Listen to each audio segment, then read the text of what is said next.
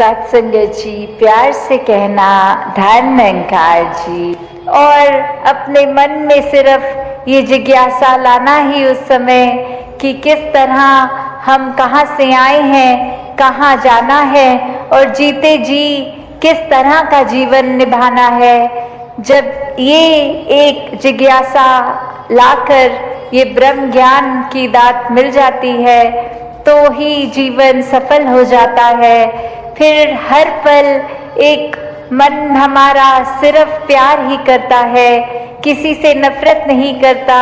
ये बात जान लेता है कि जो परमात्मा मेरे शरीर में है वही सामने वाले के भी है, तो फिर किसी से नफरत, निंदा, किसी की पीठ पीछे चुगली नहीं करता।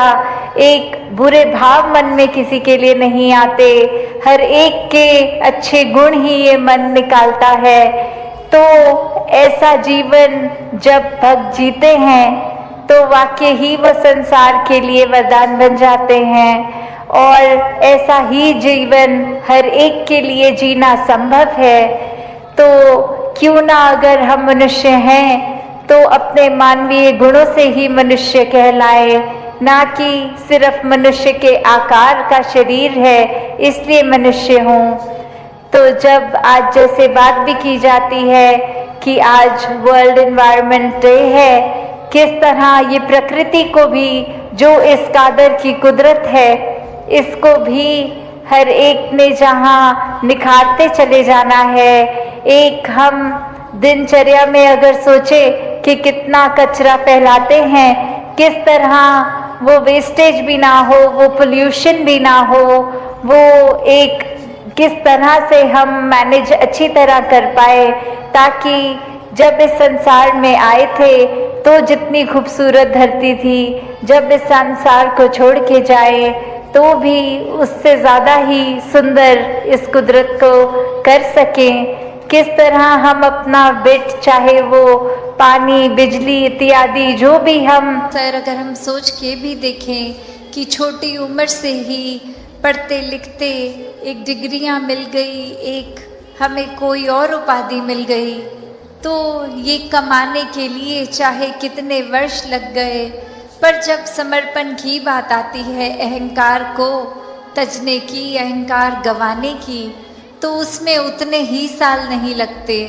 ये तो एक पल में ही समर्पण हो जाता है। जैसे ही ये मन समझ लेता है कि ये शरीर मैं नहीं हूँ, ये आत्मा का असली रूप परमात्मा है और शरीर ने तो अपनी यात्रा कुछ सालों में करके इसका एक विनाश हो जाना है, तो कैसे ये समर्पित जीवन जिया जाए जब तक जीवन है। तो बात वही एक कहानी के साथ तासपनी रखना चाहेगी कि एक बार एक गुरु के पास शिष्य आता है जो काफ़ी सालों के बाद, और आते ही अपने गुरु के आगे 1000 सोने की गिनियाँ दे देता है और ये कहता है कि इतने वर्ष मैंने काम काज किया और बात मन में यही आती रही कि आपके सामने आशीर्वाद लेंगे जब 1000 गिनियाँ पूरी हो जाएंगी, और आज ये बोरी भर के आपके पास ये समर्पित करने के लिए आए हैं और आप इसको कबूल कीजिए। वही वो गुरु वो लेकर सामान अपने शिष्य से कहता है कि ठीक है, तुमने ये दी, मैंने स्वीकार करी, और अब ये जो सामने नदी बह रही है, सारी की सारी ये गिनियाँ उस पानी में बहा दो। और अब वो शिष्य के मन में सवाल कि क्या ये एक क्या ही बात हुई, इतनी मेहनत जो करी कि गुरु को देंगे, और अब वो दे भी दिया, तो उसके बाद वो इसको अपने पास नहीं रख रहे हैं, वो इसको नदी में बहाने को कह रहे हैं। तो वही वो सवाल कि क्या फिर वो समर्पण था कि अगर एक क्या होगा अब उस वस्तु का। जिस तरह हम देना चाह रहे थे वो उस तरह अपनाई नहीं गई, उसको साथ तो कुछ और ही करने को कह दिया। तो वही ये ख्याल जहाँ उस शिष्य को आया और फिर वो अपने मन पे किसी तरह काबू करके, क्योंकि अब गुरु ने कहा था तो वो फॉलो करने के लिए किसी भी सोच विचार के साथ चला तो गया नदी किनारे कि ठीक है अब कहा है तो ऐसा ही करना होगा।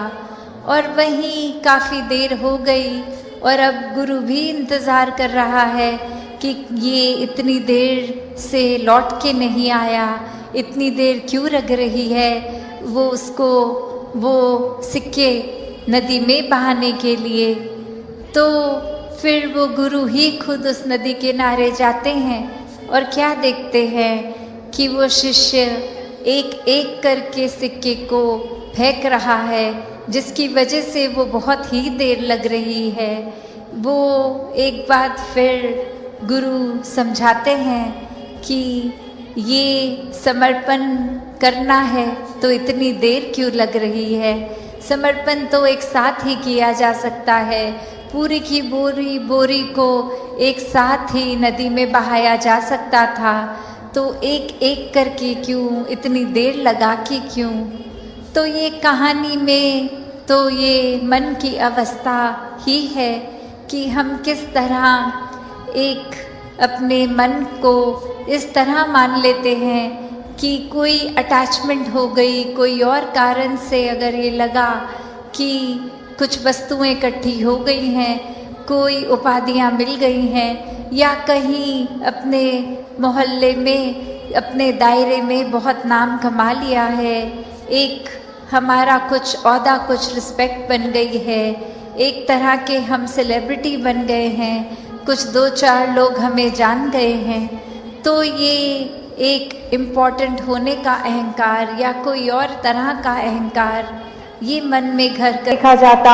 वो संतों का संग करने के बाद ही ये दात प्राप्त होती है, जो अपने लिए तो सुखदायी होती भी है और हमारे जीवन में वो ऐसा एक हमारा पल पल बना देती है कि हर पल में सिर्फ ये निरंकार प्रभु परमात्मा का शुक्रिया निकलता है हर समय, और वो भाव कि इसी के ही हमेशा गुणगान करने हैं।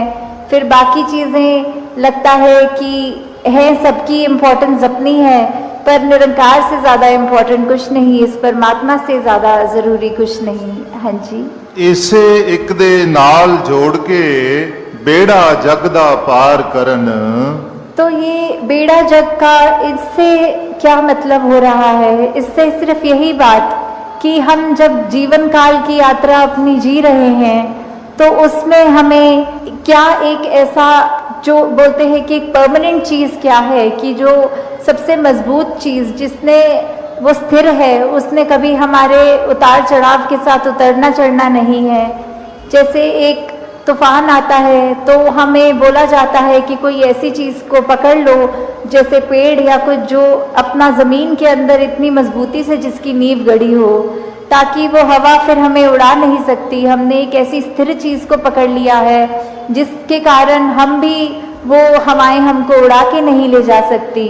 तो ऐसे ही जीवन में हम अपने जीवन को तब तक अपना अच्छे से जीवन जी सकेंगे जब तक हम ये निरंकार के साथ अपने मन से ना जुड़ें, तब तक वो एक जीवन भी हमारे उतार चढ़ावों के साथ फिर उथल पुथल मचाता है मन में।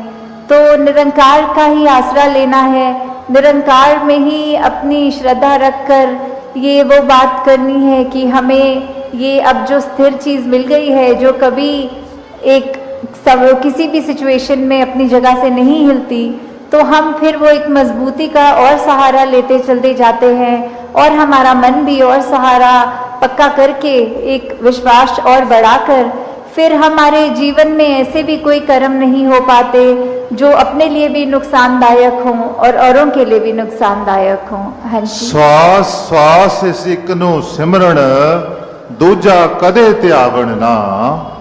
तो फिर जब एक ये लगन लग जाती है निरंकार के साथ, ये अपने इसको हम हर पल अपने जहन में अपने ऐसे कर्मों में, अपने भावों में पल पल वो हमें पता भी नहीं लगता कि जिस तरह सांस लेना होता है उसके लिए कोई खास समय अलग से नहीं निकलता, कुछ भी करते हुए हम वो श्वास लेते हैं, वैसे ही ये निरंकार का एहसास हमारे मुख से उस तरह कभी तो शब्द रूप में भी सिमरन निकलता है और कभी अगर कोई अन्य काम में व्यस्त हो तो भी वो एक लिव जुड़ी जिसको बोलते हैं निरंकार के साथ।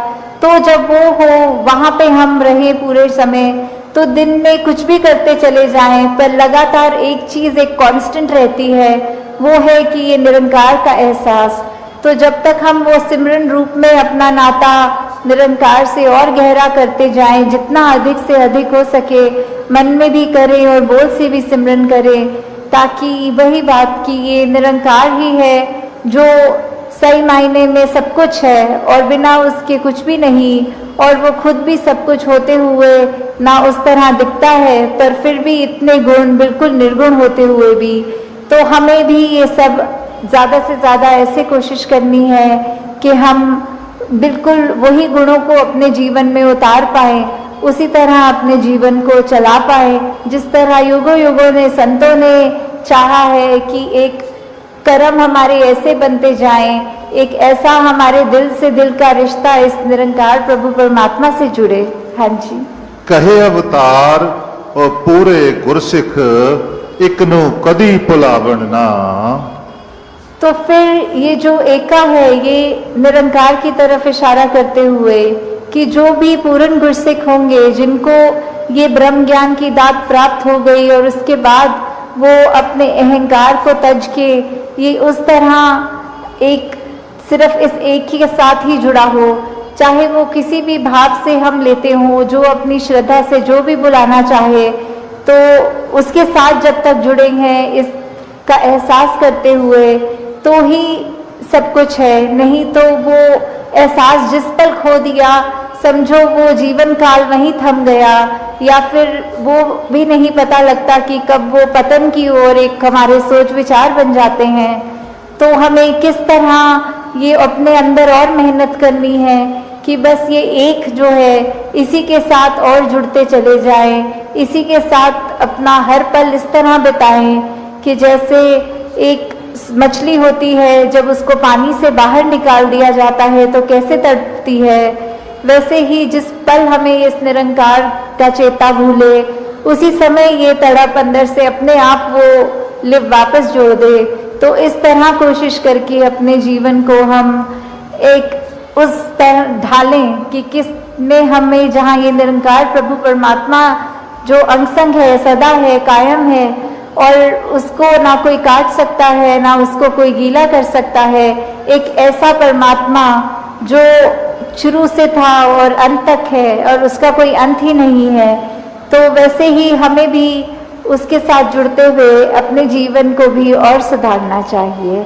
आपका ये निरंकार के आगे अपनी अहंकार को तजके सिर्फ एक वो शीश झुकाकर एक चेहरों पे मुस्कुराहट रखकर ये जो अंदर और सीखने की भावना कि ये गुरसिख का तो जीवन ही यही है कि हर पल सिर्फ सीखना ही सीखना है, तो वो उसी भाव से जब एक मर्यादित रूप में सत्संग होती है और सारी वो बातें सबकी सुनी जाती हैं तो चाहे अनेकों गुण जो जो भी हैं वो बनते जाएंगे तो जीवन भर वो स्वभाव में भी टिकेगा।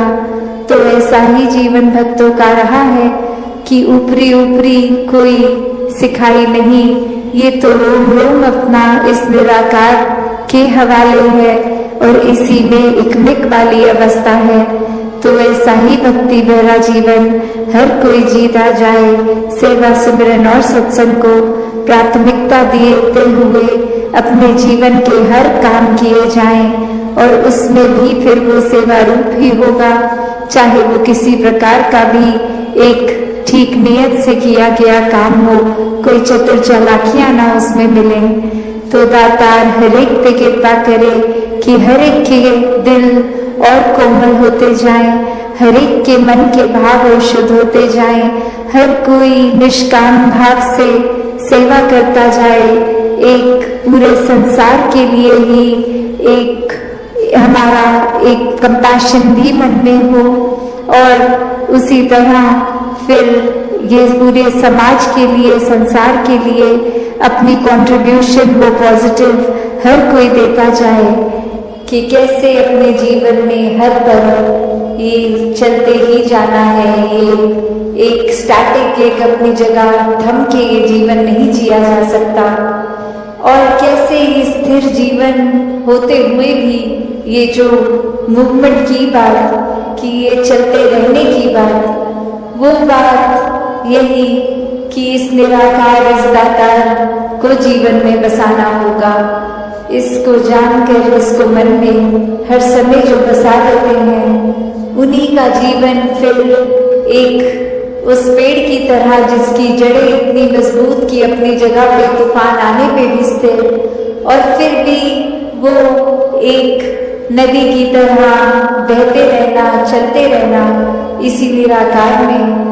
तो ऐसे जीवन को संत हमेशा जी कर दिखाते हैं कि कैसे कोई भी सिचुएशन हमें उस तरह से उनके काबू में नहीं आता। एक भक्त तो बस इस निराकार के ही रंग में होता है, और फिर चाहे कुछ भी आसपास चल रहा हो, ये एक बेपरवाह मन की तरह ये हमेशा निराकार में रोता हुआ हर सिचुएशन को आराम से भक्त निकाल लेता है। तो एक कहानी भी दासी ने एक बार पढ़ी, जहाँ एक जगह पर एक इंसान को पता लगता है कि यहाँ कोई बहुत ही एक वाइज इंसान एक आए हैं जो बहुत ही एक सूझवान है, और उनके पास जाकर वो कहते हैं कि आपको मुझे पता है बहुत और भी मिलने आ रहे हैं, मैं ज़्यादा समय नहीं लूँगा, बस एक ऐसी कोई शिक्षा जो आप जीवन में कोई मुझे एक आध मिनट में देकर समय बचा लें, अपना भी और हमारा भी। तो ऐसी क्या वो एक अमूल्य बात होगी जो एक मिनट के अंदर एक शिक्षा जीवन भर की बन जाए।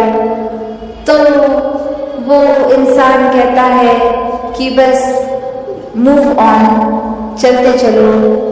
और अब वो व्यक्ति ये सोच रहा है कि मैंने तो सुना था ये बहुत ही एक गहरे इंसान है, बहुत ही सूझवान है, वाइस है, और एक सेकंड का समय क्या ले लिया इन्होंने, तो बस मूव ऑन बोल दिया। तो ये तो जाने को बोल रहे हैं मुझे, मेरे से बात नहीं करना चाह रहे।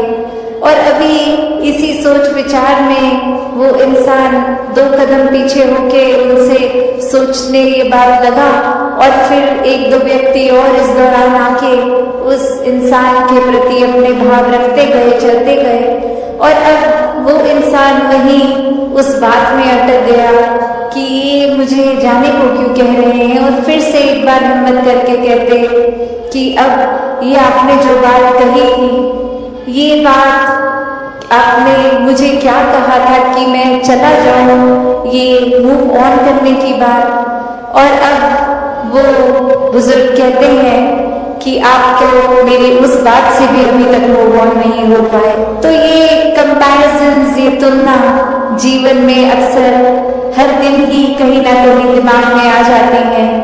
चाहे वो कंपैरिजन फिर एक अपने लाइफस्टाइल का हो कि हम किस तरह का जीवन जी रहे हैं, क्या क्या सुख साधन है हमारे पास, क्या वो सुख साधन हमारे पास जो है वो एक दूसरों से बेहतर है कि नहीं है, क्या ये सारी चीजें जो एक जीवन में कामकाज करते, पैसे एक संभालते हुए, खरीदते हुए चीजों को, एक घर बार, एक माया रूप इकट्ठा कर बैठे हैं, क्या ये इसकी प्रशंसा की जा रही है और द्वारा, या फिर क्या कोई एक चीज दूसरे से बेहतर है, तब तक तो ये सुखदायी महसूस हो रहा है मन को।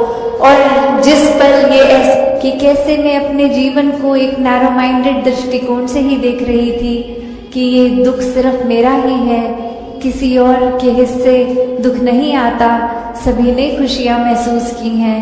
और किस तरह आज हर घर में जाके मेरी आंखें खुली कि ये नज़रिया, ये मेरी नैरो माइंडेडनेस, ये बहुत ही लिमिटेड सोच थी और इसी वजह से एक लाजो विजन नहीं देख पा रही थी। तो कैसे एक समझाने का कहानी से भाव यही कि हर किसी के हिस्से जो है वो हर एक पे डिपेंड करता है कि हमने उस परिस्थिति का क्या करना है। एक हर एक के पास एक जैसी चीज़ आई है अगर, तो जो समय जीवन का मिला है, ये श्वासें मिली हैं, इसको एक प्यार के साथ काटनी है, एक सहज हो के स्थिर मन के साथ रहना है, या फिर एक बेचैनी में ही जीवन काट देना है, एक नफरतों में उलझनों में रहकर ही एक खुद के ऊपर और ऐसे बंधन बांध लेने हैं कि फिर खुल के सांस भी नहीं आ पाई। फिर तो एक दिल से दूसरे दिल तक ये रास्ता भी नहीं, एक खुद को दीवारों में इतना बांध लिया कि हर कोई फिर ऐसा दिखता है कि ये सत्संग जी प्रेम से कहना,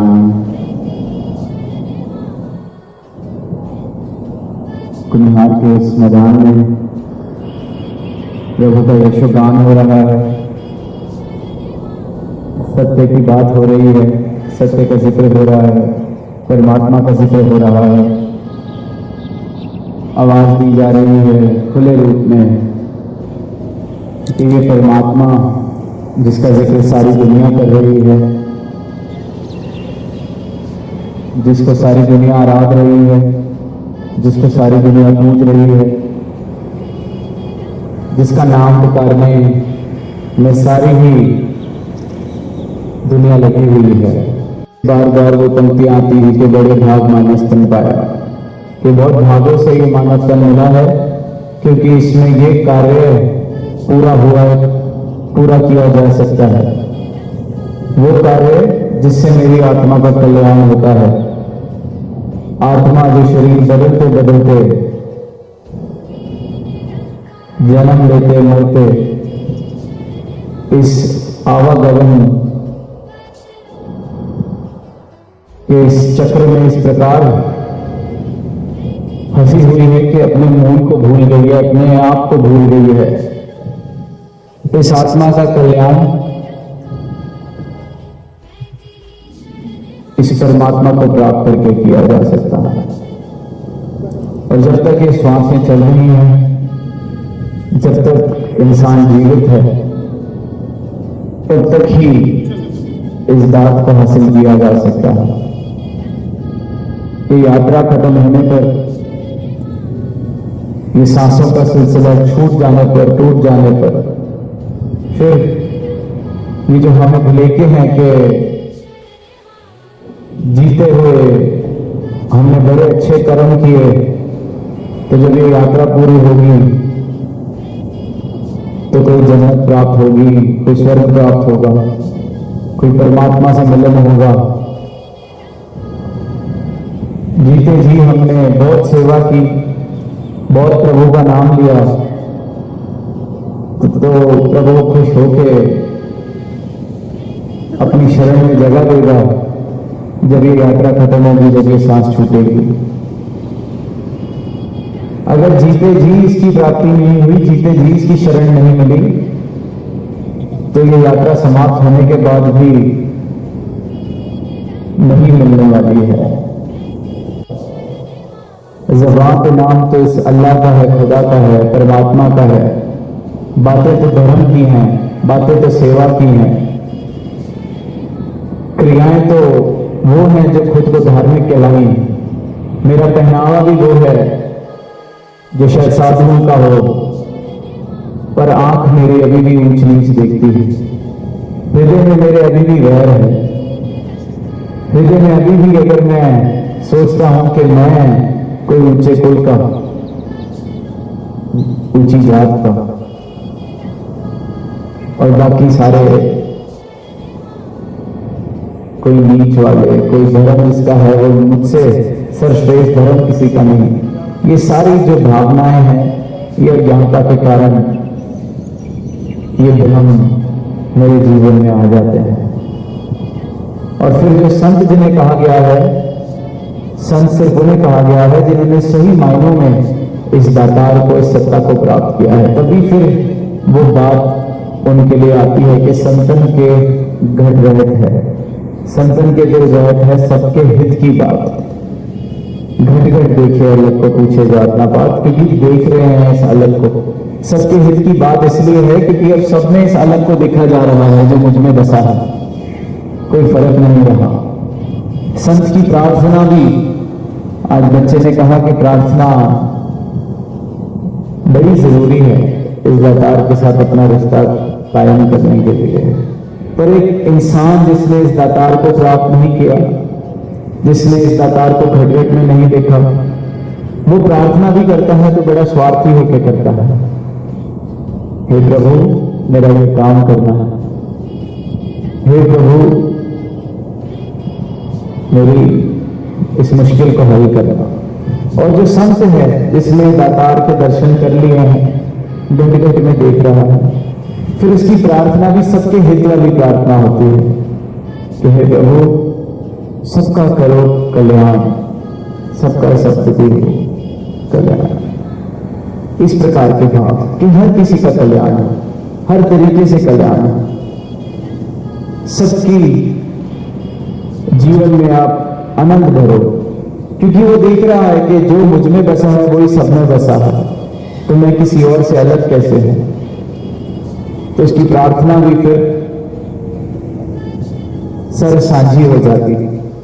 जैसे परमात्मा की सृष्टि सरसांझी है, ये सूरज है जो चढ़ा हुआ है, इसकी रोशनी हम सबके लिए बराबर है। कोई ये बैठा हुआ नहीं कह सकता कि मुझे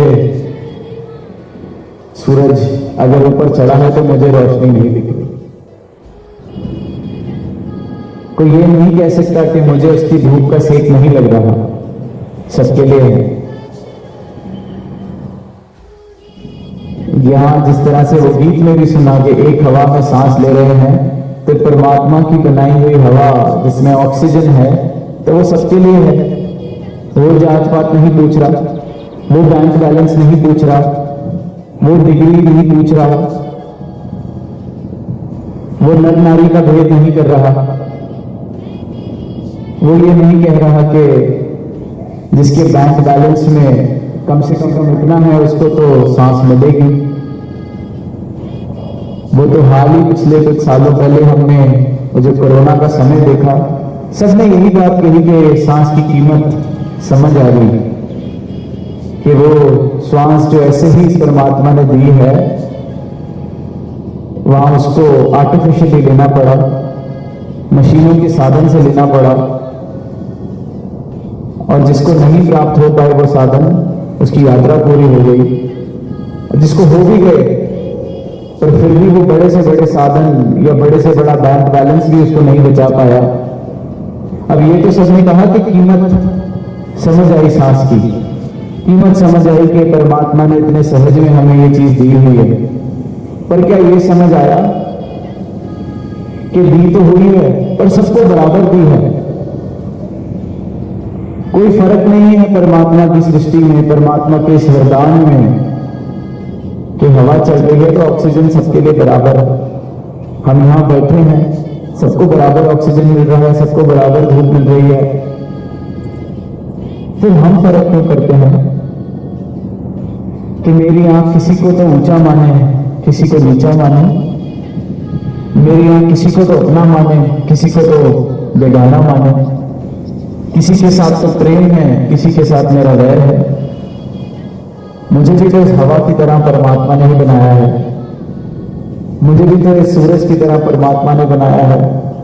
जब परमात्मा की कोई और सृष्टि, कोई और रचना ये फर्क नहीं कर रही, ये भेदभाव नहीं कर रही, तो मुझे इंसान को जिसको सर्वश्रेष्ठ रचना बताया गया है प्रभु की, मैं प्रभु के इस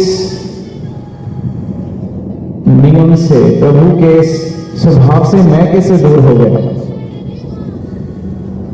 इंसान को ऐसा कौन सा रोग लग गया कि प्रभु की सारी रचना उसके हुक्म में, उसके अनुसार चल रही है, उसके स्वभाव से चल रही है, इंसान को ऐसा कौन सा रोग लग गया कि इंसान को कहना पड़ा कि मनुर्भव मनुष्य बन। ऐसा क्या हाल इंसान ने अपना कर लिया कि इसको बार बार कहा जा रहा है मनुष्य बन,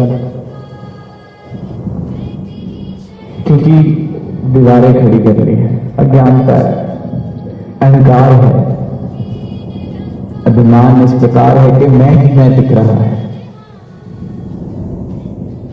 एक ही हवा में सांस ले रहे हैं, एक ही पानी से सबकी प्यास बुझ रही है। इतने प्रमाण परमात्मा ने अपनी प्रकृति में, अपनी सृष्टि में दिए हैं एकत्व के,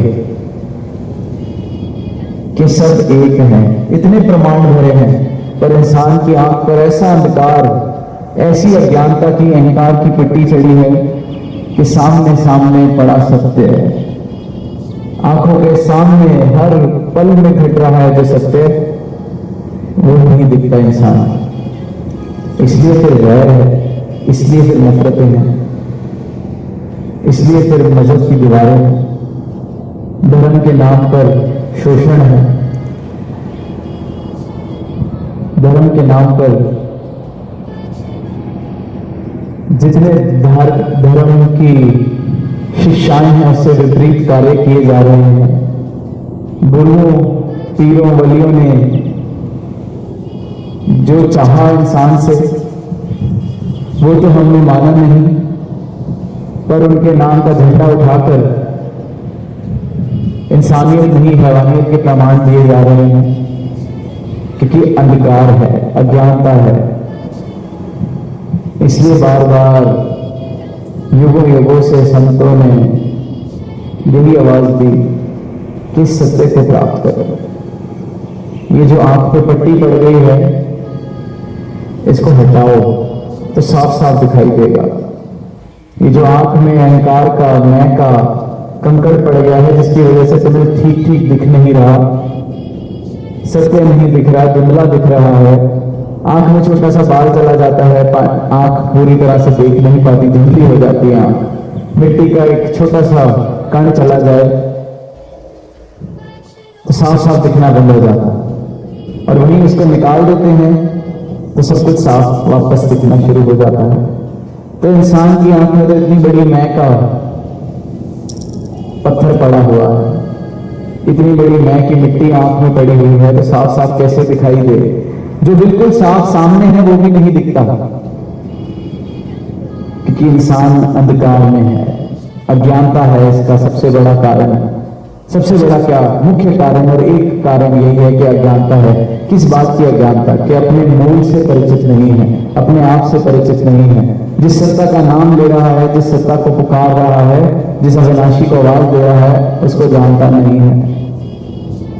अब जानता नहीं है तो जितना नाम लेता है इस परमात्मा का, उतना अहंकार उसका और बढ़ जाता है कि मैं तो कितना बड़ा पुजारी, मैं तो कितना बड़ा आराधक, मैं तो कितना बड़ा सेवादार, मैं तो कितनी तीर्थ यात्रा करने वाला, मैं तो कितनी मूर्तों को मंदिर में स्थापित करने वाला। तो जिस परमात्मा से प्राप्ति के बाद ये मैं का अंधकार मिटना था, मैं की आंखों से पट्टी हटनी थी, उसका नाम लेने के मैंने उस अंधकार को, उस अज्ञानता को और बढ़ावा दे दिया, क्योंकि ब्रह्मों के आधार पर यह रिश्ता कायम किया जा रहा है। अज्ञानता के आधार पर ही इस परमात्मा के साथ रिश्ता कायम करने का प्रयास किया जा रहा है। और वहीं फिर सदगुरु आवाज दे रहे हैं कि पहले इसके तत्व रूप से दर्शन किए जाए, जाना जाए, देखा जाए कि कौन है ये, कहां है ये। कह तो मैं रहा हूं, कोई भी थोड़ी बहुत आस्था रखने वाला परमात्मा में इंसान, जिसको आस्तिक कहा जाता है, उससे पूछेंगे तो कहेगा कि हर जगह है परमात्मा। किसी से पूछे कहां है, हर जगह है। हर जगह है तो मिला क्यों नहीं? हर जगह है तो दिखा क्यों नहीं? हर जगह है तो फिर हर किसी में मुझे क्यों नहीं दिख रहा? सब कहते हैं सब में परमात्मा है, सब में परमात्मा है, सब में परमात्मा है, तो फिर कैसे मैं किसी के ऊपर शोषण कर पाता हूं? कैसे मैं किसी से नफरत कर पाता हूं? कैसे मैं फिर ऐसे हैवानियत वाले इंसान कर्म कर पाता है? सोचने का विषय है, क्योंकि सिर्फ कहा जा रहा है। आज से 100-200 साल, 500 साल, 10,000 साल पहले किसी ने कह दिया, मैंने पढ़ लिया, मैंने सुन लिया। आज हम यहां सुन रहे हैं, अगर देखेंगे नहीं, सिर्फ सुनते रहेंगे, कान से भक्ति करेंगे, हम भी बाहर जाके कह देंगे, पर जीवन में परिवर्तन नहीं आएगा। परिवर्तन से तब आ सकता है जब परमात्मा मेरा खुद का अनुभव बन जाए, मेरा खुद का बोध हो जाए, मेरी आंखें देख सकें, ताकि मैं भक्ति फिर कान से सुनी हुई नहीं, आंख से देखी हुई भक्ति करूं। तो जीवन में परिवर्तन आता है, तो परमात्मा घट घट में दिखता है। तो मुझ पे ये पंक्तियां फिर सटीक बैठती हैं कि संतन के दिन रहत है, सबके हित की बात, घट घट देखे अलग को पूछे जातना बात। फिर मेरे को घट घट ये परमात्मा दिख रहा है, बोलना नहीं पड़ रहा कि मन तो नफरत कर रहा है, पर मैं कहता हूं नहीं, फलानी किताब में पढ़ा था कि सब में परमात्मा है। ज़बान तो कह रही है सब में परमात्मा है, पर हृदय में बैर वाले भाव, हृदय में आंख नीचा करके देख रही है उस इंसान को जिसके लिए ज़बान कह रही है कि इसमें भी परमात्मा है। ये सिर्फ इसलिए क्योंकि सत्य अभी जीवन में आया नहीं, इस परमात्मा की लगता हुई नहीं। परमात्मा को देखना पहली सीढ़ी है, पहला कदम है भक्ति की ओर। जाना तो जाए कि किसकी भक्ति करनी है, जाना तो जाए किसकी अर्चना में कर रहा हूं, जाना तो जाए किसको मंदिर में मस्जिद में ढूंढ रहा हूं, जाना तो जाए किसके लिए मैं सारा अपना घर परिवार छोड़ के कहीं किसी पहाड़ में किसी गुफा में बैठ गया हूं। जिस परमात्मा ने इस सारी सृष्टि को बनाया, मुझको बनाया, मुझे जो दिख रहा है सब कुछ जिस परमात्मा ने बनाया, जिसमें सब कुछ वास कर रहा है, जब ये सारी सृष्टि नहीं रहे, कोई ऐसा दिन जब ये जितनी सृष्टि है ये खत्म हो जाए, तब भी जो परमात्मा रहने वाला है उसको मैंने मंदिर में सीमित कर दिया, उसको मैंने मुहूर्त में सीमित कर दिया, उसको मैंने एक पहाड़ पर जाकर सीमित कर दिया। और कितनी मूर्खता का प्रमाण इंसान देगा, जिसके अंदर बस रहा है उसको सीमित कैसे कर सकता है? ये भी इसका अहंकार है, क्योंकि इस परमात्मा को भी कब्जा करना चाहता है, इस असीम को सीमित कर रहा है। क्या कोई एक सागर को एक बाल्टी में सीमित कर सकता है? क्या कोई इस सूर्य की रोशनी को एक आंगन में सीमित कर सकता है? तो फिर इस परमात्मा को हम कहां सीमित करने चले हैं? इस परमात्मा को कहां मंदिर मस्जिद की दीवारों में बांटने चले हैं, धर्म मजहब की दीवारों में इंसान को बांट रहे हैं? ये असीम है, सर्वव्यापक है। इस असीम को असीम के रूप में देख सकें, इसके तत्व रूप में देख सकें, तो मेरे जीवन में भी विस्तार आता है, तो मेरे जीवन में भी सच्चाई आती है, फिर मेरे जीवन में वो परिवर्तन आता है, मेरा जीवन फिर वैसा बनता है जैसा संतों की वाणी है। फिर मेरी वाणी भी संतों वाली वाणी बन जाती है, क्योंकि मेरा जीवन संतों वाला जीवन बन जाता है। तो ये अवसर सबके हिस्से है, क्योंकि ये श्वासें चल रही हैं। समा गया फिर हाथ में आना, अंत समय पछताएगा। समय रहते रहते इसकी लगता कट ली जाए, इसकी प्राप्ति कर ली जाए। ये किसी और को खुश करने के लिए प्राप्ति नहीं करनी इस परमात्मा ने, ये मेरे अपने जीवन का उद्देश्य है। खाना इंसान अपनी भूख मिटाने के लिए खाता है, पानी अपनी प्यास बुझाने के लिए पीता है। जो हम संसार में संघर्ष कर रहे हैं, अपने लिए कर रहे हैं कि अपनी रोजी रोटी अच्छी चल सके, उपलब्धियां अच्छी हो सके, संसार में यश मुझे मिल सके, तो परमात्मा को भी प्राप्ति भी किसी और के लिए नहीं की जाती, अपने लिए की जाती है, ताकि मेरे जीवन में सच्चाई आ सके, मेरा जीवन भी अपनी मंजिल को प्राप्त कर सके, मेरा जीवन भी वाकई ही मुबारक जीवन बन जाए। तो ये अवसर सबके हिस्से है, दातार से यही अरदास है कि मन में इस प्रकार के भाव आए कि हम अपने मूल की पहचान करना चाहें, हम इस दातार के दर्शन करना चाहें। एक बार आवाज तो आई कि जिसके लिए, जिसको पुकारते पुकारते पूरी उम्र बीतने लगी है, उसके मैं दर्शन भी नहीं कर पाया। जिसको पुकारते पुकारते 20 साल हो गए, 10 साल हो गए, 15 साल हो गए, उसको मैं देख नहीं पाया। कितने दुर्भाग्य की बात है। सबसे सर्वश्रेष्ठ योनि मुझे मिली। हर ये शास्त्र ने कहा मानव जन्म अनमोल है, बोलना बारंबार। अनमोल क्यों है ये जान ही नहीं पाए। तो सबसे सर्वश्रेष्ठ योनि में आके भी जिस कारण से ये योनि सर्वश्रेष्ठ है, वो कारण मैं जान ही नहीं पाया, उसको पूरा नहीं कर पाया अपने उद्देश्य को। तो कहीं ऐसा ना हो जो बड़े भाग माना स्तन पाया है, वो भागों वाला जीवन को मैं अभागा कर दूं। तो ऐसा अवसर हाथ से न छूट जाए। ये श्वासें चल रही हैं, इनके चलते चलते इस सत्य को प्राप्त कर लिया जाए, क्योंकि ये किया जा सकता है। कबीरदास ने किया, आप भी कर सकते हैं। या जो संत ने बोला, जिस संत ने बोला, उन्होंने भी किया, आप भी कर सकते हैं। यही आवाज जो मीराबाई ने राम रतन धन पाया, हर इंसान प्राप्त कर सकता है। चाहत होनी चाहिए राम रतन धन की। जिसके पास, जिसके हृदय में वो चाहत आई है, ये राम रतन धन उसने प्राप्त किया ही किया है। आज भी किया जा रहा है, हर युग में किया गया है और आज भी किया जा सकता है। तो यही अरदास के हर एक आत्मा का कल्याण हो सके, हर एक मानव अपने मूल स्रोत की पहचान कर सके। प्रेम से कहना धन्यवाद। सत्संगत जी, प्यार से कहना धन निरंकार जी। आशा करता हूँ सतगुरु माता जी की कृपा से आप सभी अच्छे होंगे, स्वस्थ होंगे। सत्संगत जी, आप जी के चरणों में बहुत ही प्यारे प्रेरणादायक कहानी विचार, जिसका विषय है निर्बल का सहारा बस भगवान है। तो आइए सत्संगत जी जानते हैं इस आध्यात्मिक कहानी विचार के माध्यम से। सत्संगत जी, निर्बल का सहारा बस भगवान है।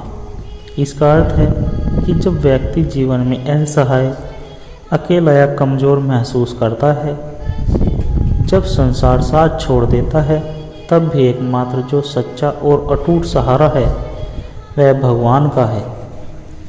यह भाव भक्तों के जीवन में गहराई से देखा जाता है। जैसे मीरा ने कहा था, सामरिया बस तू ही तू और कोई नहीं मेरे पास। सत्संगत जी, भोला और भगवान। गांव के एक कोने में भोला रहता था, एक अनाथ, निर्धन और शारीरिक रूप से कमजोर। उसके पास न कोई परिवार था, न कोई मित्र। लोग उसे अपेक्षा की दृष्टि से देखते थे। पर भोले के पास एक चीज थी, उसका अटूट विश्वास भगवान में। भोला बचपन से ही माता पिता को खो बैठा। गांव के मंदिर में पुजारी उसे कभी कभी भोजन दे देते थे, लेकिन बाकी समय वह खुद से जुगाड़ करता। लोग मजाक उड़ाते, इससे कुछ नहीं होगा, लेकिन भोला रोज मंदिर जाकर भगवान से एक ही बात कहता, हे भगवान, मुझे कोई नहीं, बस आप हो। एक दिन गांव में एक बड़ी विपदा आई। बारिश और बाढ़ से गांव तहस नहस हो गया। अमीर लोग बाहर चले गए, लेकिन भोला मंदिर में ही रुका रहा। और उसी रात उसने देखा मंदिर का शिवलिंग अपने आप से रोशनी दे रहा है। भोला डर गया, पर अंदर से आवाज़ आई, भोला डरो मत, तू निर्बल है पर तेरा बल मैं हूँ। उसके बाद भोले ने मंदिर की सेवा शुरू की। गांव में जो भी गरीब आता उसे जितना हो सके भोजन देता। उनकी नम्रता और सेवा भावना से लोग धीरे धीरे प्रभावित होने लगे। कई बच्चे उनके पास आकर कथा सुनने लगे। बोला चाचा, भगवान की बातें सुनाओ। गांव के एक लालची व्यक्ति जिसका नाम सेठ रघुनाथ था, उसने सोचा इस भोले का प्रभाव बढ़ रहा है। उसने भोले पर चोरी का झूठा आरोप लगाया। पंचायत ने बिना जांच के भोले को गांव से निकाल दिया। भोले ने सिर्फ एक ही बात कही, मुझे न्याय नहीं चाहिए, मुझे भगवान पर भरोसा है। भोला जंगल में चला गया। वहाँ उसने तपस्या शुरू की। जंगल के जानवर भी उसके पास बैठने लगे। वर्षों बीते। भोले का शरीर दुर्बल था पर आत्मा प्रबल हो गई। उसकी तपस्या से एक दिन भगवान प्रकट हुए और बोले, भोला, तू निर्बल नहीं, तू मेरा दूत है। अब तू वापस जा, लोगों को सिखा कि सच्चा बल श्रद्धा में है। भोला गांव लौटा। रघुनाथ अब बीमार और अकेला था। लोग उससे दूरी बनाए हुए थे। भोला ने उसकी सेवा की, दवा दी। रघु रो पड़ा, मैंने तुझ पर अत्याचार किया और तू मुझे बचा रहा है। भोला मुस्कुराया और बोला, मैं कुछ नहीं, भगवान ने मुझे सिखाया कि क्षमा ही सच्चा बल है। धीरे धीरे गांव फिर से बस गया। भोला को लोग अब भगवान दूत कहते। उसने कभी धन नहीं मांगा, न प्रतिष्ठा, बस एक बात कहता रहा, निर्बल का सहारा बस भगवान है। दुनिया छोड़े पर भगवान कभी नहीं छोड़ते। सत्संगत जी, छोटू की आस्था। ये कहानी है एक 12 साल के लड़के की जिसका नाम छोटू था, जो एक झोपड़पट्टी में रहता था।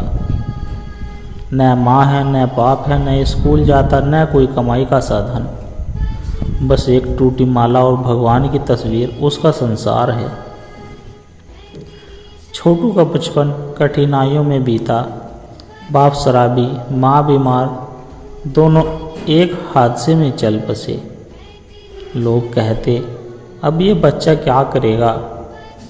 लेकिन छोटू हर सुबह मंदिर के बाहर जाकर बैठता और कहता, हे भगवान, सब छोड़ गए, अब बस आप ही हो।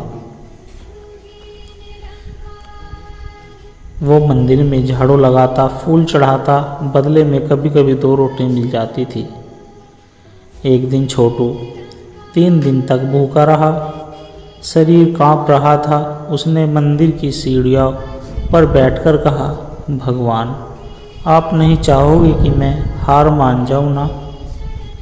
उसी वक्त एक बाबा आए। उन्होंने छोटू को खाना दिया और पूछा,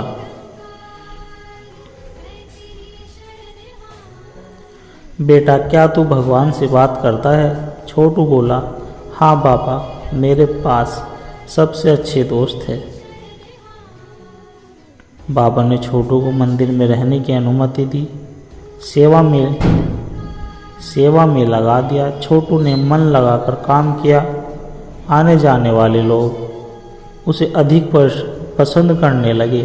एक दिन एक साधु ने कहा, बेटा, तू छोटा ज़रूर है पर तेरी आस्था बहुत बड़ी है। छोटू मुस्कुराया, क्योंकि मेरा सहारा बस मेरा भगवान है। एक दिन मंदिर में चोरी हो गई। लोग शक करने लगे कि ये जरूर छोटू ने किया होगा। छोटू रोया नहीं, बस भगवान की मूर्ति के सामने बैठ गया। भगवान, मैं निर्दोष हूँ, आप जानो। कुछ ही दिनों में असली चोर पकड़ा गया। लोगों ने माफ़ी मांगी, लेकिन छोटू ने कहा, भगवान सब देख रहे थे, मुझे और कुछ नहीं चाहिए।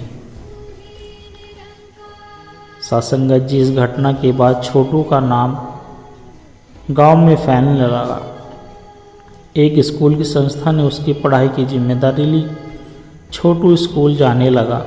मंदिर की सेवा भी जरूर करता था। उसने दूसरे झोपड़पट्टी के बच्चों को भी पढ़ाना शुरू किया। छोटू अब 20 साल का हो गया, पढ़ा लिखा, विनम्र भक्त। उसने एक आस्था केंद्र खोला जहां गरीबों को भोजन, शिक्षा और सहारा मिलता है। दीवार पर लिखा है, निर्बल का सहारा बस भगवान है। आज भी छोटू रोज सुबह सबसे पहले भगवान के सामने सिर झुकाता और कहता, हे भगवान, आपने मुझे कभी नहीं छोड़ा। जब मैं कुछ नहीं था तब भी आप थे, अब जब कुछ बना हूं तब भी आप ही हो। जब सब साथ छोड़ दे, जब शरीर थक जाए, जब दुनिया हंसे, तब भी अगर मन कहे मेरा भगवान है, तो वह विश्वास ही जीवन का सबसे बड़ा बल बन गया है। सत्संगत जी, बूढ़ी अम्मा का विश्वास। ये कहानी है गंगोत्री अम्मा की, जो अब 75 वर्ष की हो चुकी थी, जो पहाड़ी गांव के एक छोटे से टूटे झोंपड़े में रहती थी। बेटा बहू शहर जाकर उन्हें भूल चुके हैं। शरीर भी अब साथ नहीं देता, लेकिन एक चीज है, उनका ईश्वर पर भरोसा।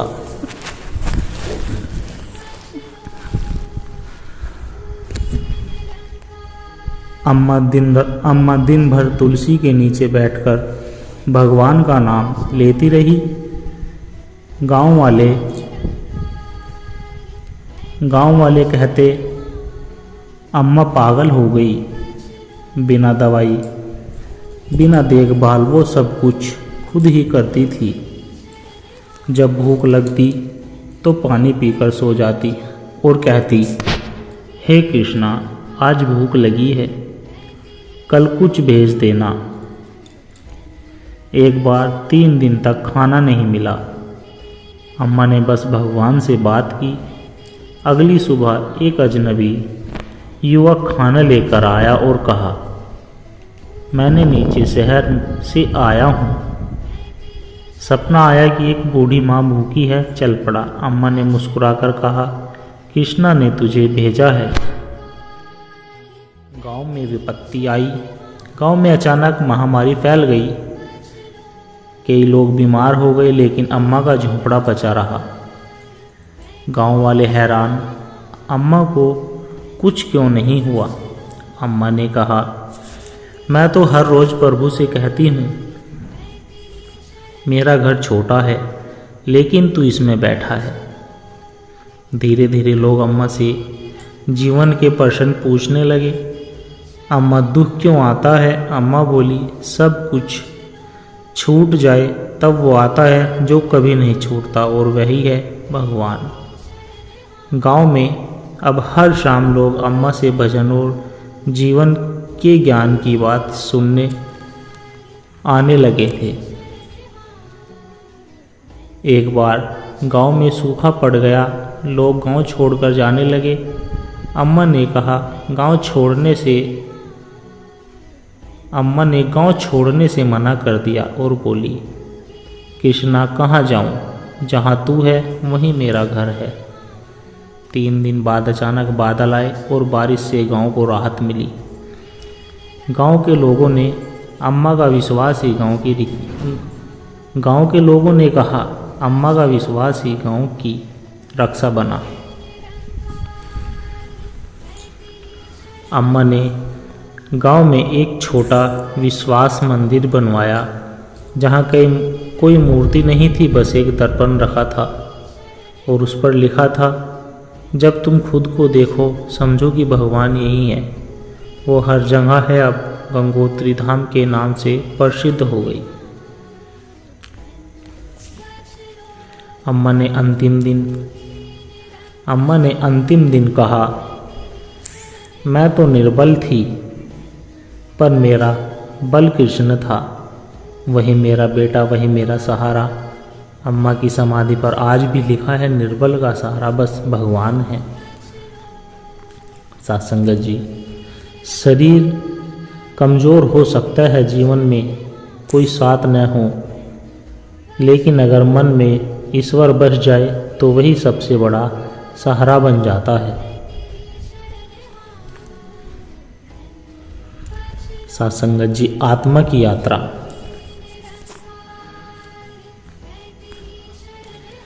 यह कहानी है एक ऐसे व्यक्ति की जो दुनिया के भौतिक सुखों में उलझा हुआ था, लेकिन एक घटना ने उसे आत्मा की सच्चाई की ओर मोड़ दिया। ये कहानी आत्मा की खोज, जीवन के उद्देश्य और परमात्मा से मिलन। राजू एक सफल व्यवसायी था। बंगला, गाड़ी, पैसा सब कुछ था, लेकिन मन अशांत था। रात को नींद नहीं आती। एक दिन उसने अपने ऊपर गुरु चला लिया और पूछा, मैं सब कुछ होने के बावजूद खाली क्यों महसूस करता हूँ? गुरुजी बोले, क्योंकि तू खुद को जानता नहीं है। आत्मा को जान, तभी तुझे बच्चे कुछ सीखने को मिलेगा।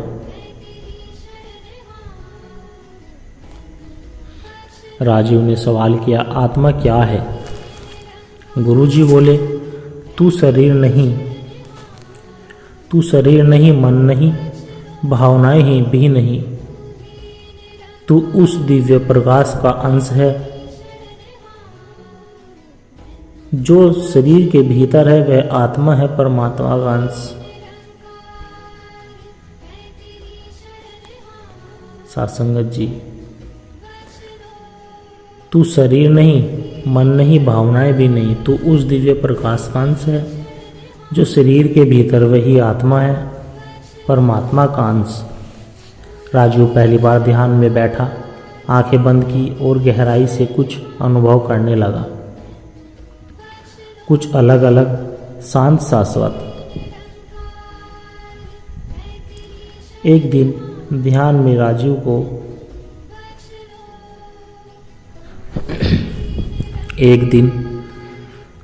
राजीव को लगा जैसे उसके भीतर एक प्रकाश फैल रहा है। आंखों से आंसू बहने लगे। उसने गुरुजी से पूछा, ये क्या था? गुरुजी मुस्कुराए और बोले,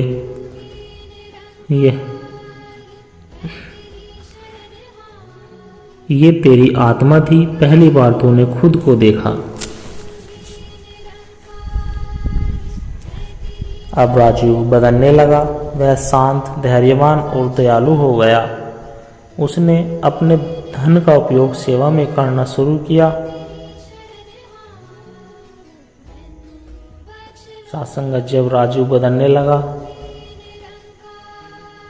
एक दिन राजीव को लगा, मैं बड़ा ज्ञानी हो गया हूँ। गुरुजी ने कहा, बस यही तेरा पतन होगा। अहंकार का अर्थ सबसे सूक्ष्म और सबसे खतरनाक होता है। राजीव फिर से ध्यान में गया और देखा, उसकी आत्मा भी परमात्मा की एक बूंद मात्र है। उसे नर्मता का अनुभव हुआ। आखिरी चरण में राजीव ने खुद को पूरी तरह समर्पित कर दिया। अब जो मैं हूँ वह तू है। प्रभु उसे कोई भेद नहीं दिखा, न मैं न तू, बस एक। राजीव अब आध्यात्मिक मार्गदर्शक बन चुका है, लेकिन वह खुद को गुरु नहीं कहता। बस इतना कहता, मैंने आत्मा को देखा है और वही परमात्मा है। उसी कहानी पर हर उस व्यक्ति के लिए प्रेरणा है जो आत्मा की सच्चाई को पाना चाहता है। जब तक हम अपने भीतर झांकते नहीं, आत्मा को नहीं पहचानते, तब तक कोई सुख स्थायी नहीं होता। आत्मा की खोज ही जीवन का सच्चा उद्देश्य है। सत्संगत जी, दास के द्वारा कहे गए प्रेरणादायक कहानी विचार यदि आप जी को अच्छे लगे तो वीडियो को लाइक, कमेंट, शेयर जरूर करें और दास के चैनल सोना इंस्पायर विचार को सब्सक्राइब जरूर कर दे और दास को आशीर्वाद दे कि हर रोज़ आप जी के चरणों में ऐसी ही प्रेरणादायक कहानी विचार लेकर आता रहूं। सत्संगत जी, बड़े प्यार के साथ कहना जी, धन निरंकार जी।